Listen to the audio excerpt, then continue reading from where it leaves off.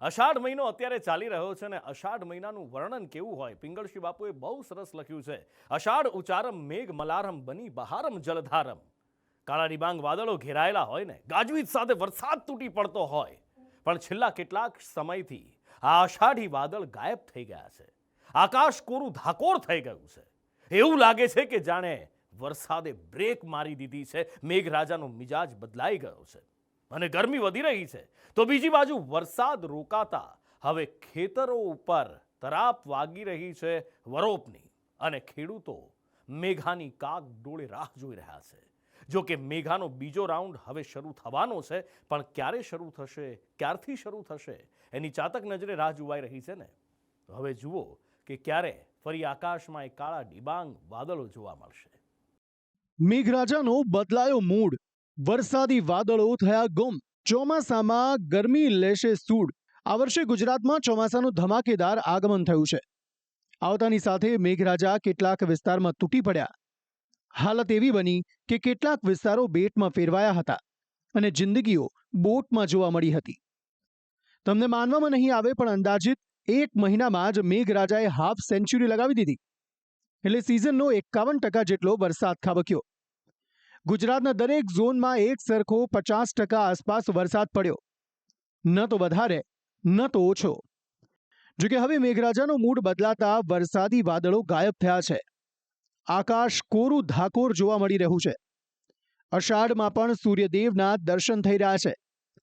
આગાહીકાર પરેશ ગોસ્વામી કહી રહ્યા છે કે ગુજરાતના માથે કોઈ સિસ્ટમ સક્રિય નથી, જેના કારણે આ વરસાદી બ્રેક લાગી છે।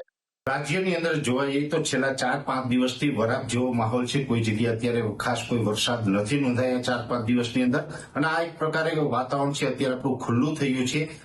અત્યારે ગુજરાત ઉપર કોઈ જ પ્રકારની વરસાદી સિસ્ટમ છે તે સક્રિય નથી। જોકે રાજ્યમાં વરસાદ રોકાતા ગરમી વધશે। હવામાન વિભાગે આગાહી કરી છે કે વરસાદ રોકાતા તાપમાનનો પારો 1 થી 2 ડિગ્રી उचकाશે। तापमान में देखिए थोड़ा राइजिंग ट्रेंड रहेगा, बारिश का एक्टिविटी कम हो गया, थोड़ा राइजिंग ट्रेंड रहेगा, लेकिन ज़्यादा नहीं है। एनएलसी कैटेगरी में જોકે અણધારા વરસાદે રાજ્યના ખેડૂતોની મુશ્કેલી ડબલ કરી નાખી છે। ખેડૂતોને પહેલો માર પડ્યો વહેલો વરસાદ આવતા, તો બીજો માર પડ્યો વરસાદ તૂટી પડતા, અને હવે વરસાદ રોકાતા વરાપે તરાપ મારી છે। સિઝનની શરૂઆતમાં વડોદરા ડેસર તાલુકાના ખેતરોમાં ઉનાળુ બાજરી ખેતરોમાં લહેરાતી હતી, જ્યાં વહેલો આવેલો વરસાદ દુશ્મન બનીને ત્રાટક્યો હતો અને એક જ ઝાટકામાં ખેતરોમાં પડેલો બાજરીનો પાક બરબાદ થઈ ગયો। પશુઓને ખવડાવવા માટે બાજરીના પૂળા પણ ન બચ્યા। હું એવું થયું છે કે ધાર્યા કરતો વરસાદ વહેલો આવ્યો, એમાં અમારા ખેડૂત ભાઈઓ છેતરાઈ ગયા।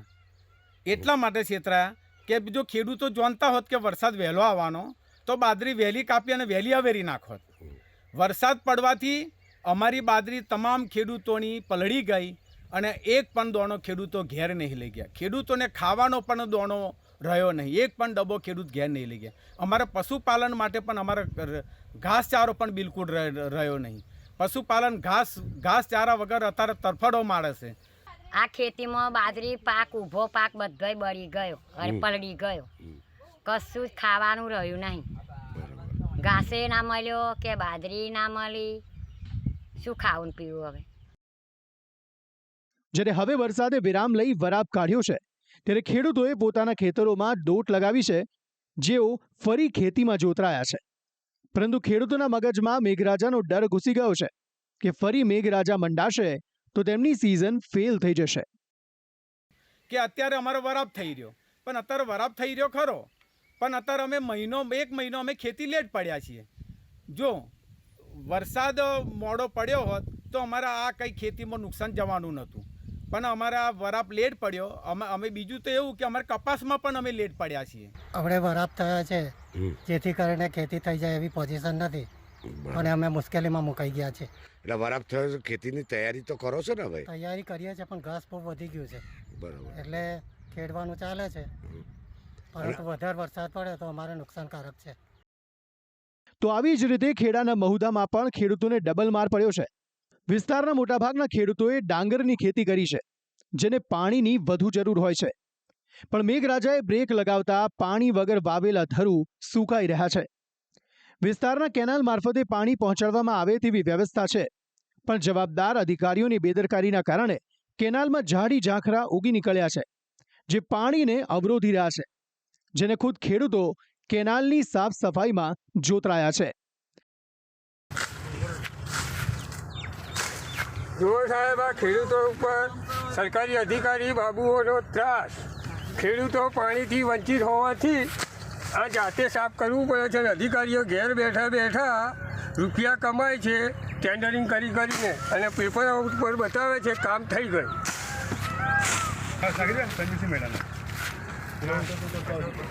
બગડિયાને ખખડાયો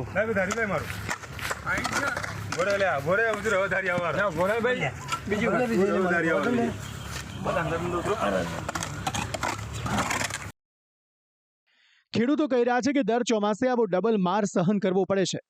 એક બાજુ વરસાદ રોકાયો છે તો બીજી બાજુ સિંચાઈનું પાણી નથી મળતું. ખેતી કરવી તો કરવી કેવી રીતે? મેન પ્રશ્ન અઠવાડિયાથી વરસાદ આવતો નથી અને સમસ્યા અહીં જંગલ કટિંગ આ જંગલ ખાતા જેવું કેનાલમાં થઈ ગયું છે એટલે અહીંયા પાણી આવતું નથી. અમે વાર રજૂઆત કરી છે પણ સતત કોઈ અધિકારી અહીંયા આવતા નથી જોવા માટે. 10 નંબરની માઇનરમાં પાણીની વિકટ સમસ્યા હોય છે દર ચોમાસે ઉનાળે, પણ એનો કોઈ તંત્ર દ્વારા કે મહી સિંચાઈના કાર્યપાલક ઇન્જિનિયરશ્રી કે કોઈ અધિકારીએ આજ સુધી કોઈ નિકાલ કર્યો નથી.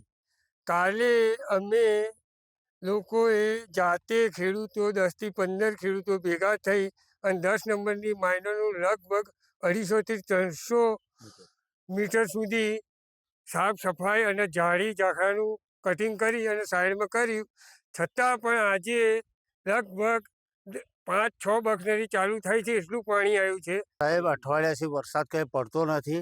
મહીસિંચી કેનાલ આલેલી છે અહીં, તે સુધી અમને પાણી પણ મળતું નહીં, જંગલ કટિંગ પણ થયું નહીં. ઉનાળે શિયાળે સાહેબ લોકો બધા બેસી રહ્યા છે, અમને કે પાણી મળતું નહીં. અત્યારે ખેતરમાં ધરું પણ લાયેલા છે, જમીન સૂકી છે, પાણી મળતું નહીં, જંગલ કટિંગ કરવા આવતા નહીં. ઉપર વરસાદ પડતો નથી અને કોઈ અમારી દેખભાળ જોવાય અમને આવતા નથી. આમ હાલ આખા ગુજરાતમાં એક જ ચર્ચા છે કે આ મોન્સૂનની બ્રેક ઢીલી ક્યારે પડશે, ઉઘાડ ક્યારે પૂરો થશે, ફરી ક્યારે માથે કાળા ડિબાંગ વાદળો બંધાશે, ક્યારે મેહુલિયો વરસશે.